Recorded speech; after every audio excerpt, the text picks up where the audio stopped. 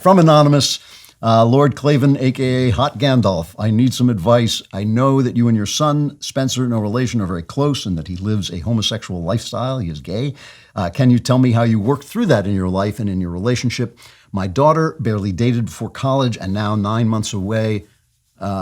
She has come home and announced she's dating a girl. We raised our kids in a close Christian church with family and friends. She knows that we believe the Bible specifically states that being gay is not the lifestyle God wants for you. A year or so before she left home, she had also confided in me that she is not sure she believes in God. I feel like a complete failure as a parent, especially as a mother. There are so many what-if moments I am thinking back on. I feel like my child has died. All my dreams and efforts for her at a loss. I also am feeling really convicted about continuing to pay for her to be away at college and with this girl, though I realize there will be other gay girls anywhere. You are the one person at Daily Wire I feel I can really get good advice. I feel can really give good advice on this topic. Thanks in advance. Yeah, I can give you good advice on this topic. I'm going to get in trouble and get mail all week long about it, as I always do whenever I touch anywhere near this subject, but I'll give it to you anyway because I am right.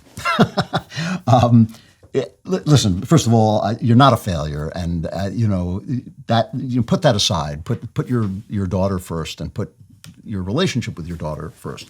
I'm not going to tell you what to believe about homosexuality. You have a conviction about this that is supported by readings of the Bible, and so I think that let's just assume that your conviction is your conviction, and that you should be comfortable in that conviction.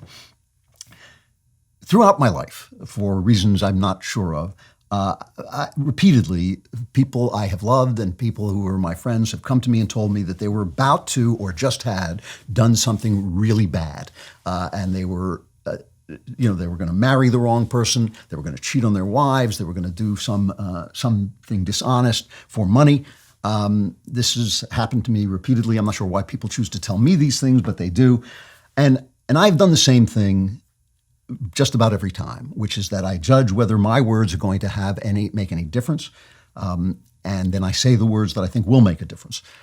And I would say about 3 out of 4 times people, they either know they're about to do something destructive and stupid and dishonest, or they have talked themselves out of believing it. And about 3 out of 4 times they just go ahead and do it helplessly, even if they know it's going to destroy their lives. But every now and again they listen, and if I have particular authority in their lives, they understand why I say what I say, and sometimes they turn back. When they go forward, though, do I abandon them? Do I stop being their friend? Do I stop loving them? Do I constantly hector them about the wrong thing that they're doing? No, I don't. I love them. I always bet on love for people that I love, and I try to love as many people as I can. This is your daughter. This is your daughter. You love her. I understand that she is doing something that you feel is wrong.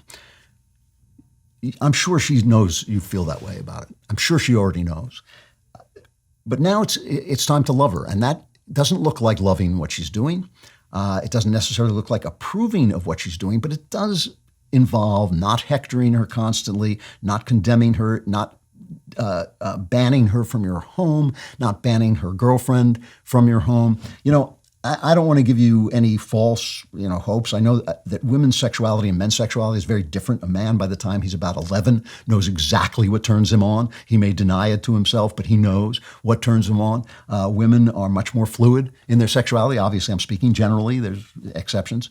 But, maybe she's exploring. I don't know.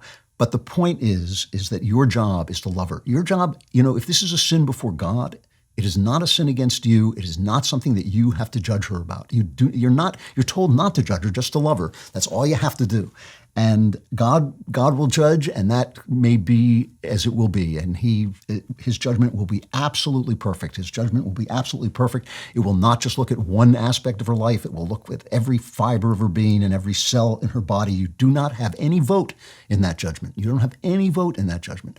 So love her. That's what you're there for. You're her mother. She needs your love. She needs somebody who loves her no matter what. And that's my advice. And, I would if my child were, and God forbid this should happen, they were dishonest, which would hurt me far more than any relationship, any loving relationship they could be in. But if they were dishonest and criminal, I would still love them. I might turn them in if I had to prevent harm. But I would still love them, and I would be the first person to visit them in prison, and I would always be there. This is to speak personally for a minute. I sometimes look at my life and I wonder how it has worked out at all. I have thrown away entire careers simply because I wanted to say what I had to say and be who I wanted to be. My wife and I frequently joke that we did everything wrong in our courtship, and yet our marriage has been an miraculous romance. I should be crazy, and yet I'm sane. And I know all of this was done by God. None of it was done by me. None of it was my brilliant decisions. Please believe me. I guarantee you, none of it was my brilliant decision. But I sometimes ask myself, how did God get in? How did God get into my life? Because you can't force him out. You can bar the way. He will let you do that. He will let you be free, and you can bar the way to God. And I think the only answer I've ever come up with is that I have, my one maybe good quality is that I have followed the love always. My love for my wife, my love for my work, my love for my children, my love for my friends, And some of my friends have turned away from me, some of them because of what I believe, because of what I think. Some of them have banned me from their lives, but I have not turned away from them, and I've told them they are in a one-way feud. They may not be my friend, but I am their friend, and I will love them, and I have stuck to that policy. And the only thing I can say about that is opening the door to God. That is opening the door to God. If you do that, God has a way in. He will find your number. Even if you are as boneheaded and as slow to think as me, he will find a way in through that path, because that is his path, because that's who he is. He is not just the one who loves, he is actually love itself who loves, which is a weird mystery, but there it is. So do that, and you will not be sorry. There is something I can guarantee you will change your life for the better.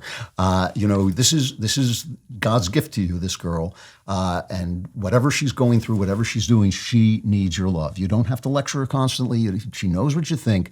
Now just be her mother. Be her mother as you have always been. Welcome her home. Accept her as she is going to be. If she does things that you feel are going to be horribly destructive, you can speak to her if you have that relationship, if it's going to help. But mostly, you gotta love her. And so, with Spencer, it's not that he's gay; it's just that he's such a pain in the neck. But yeah, I have always just bet on that possibility of love being a good thing. And it just works. It's just a weird thing.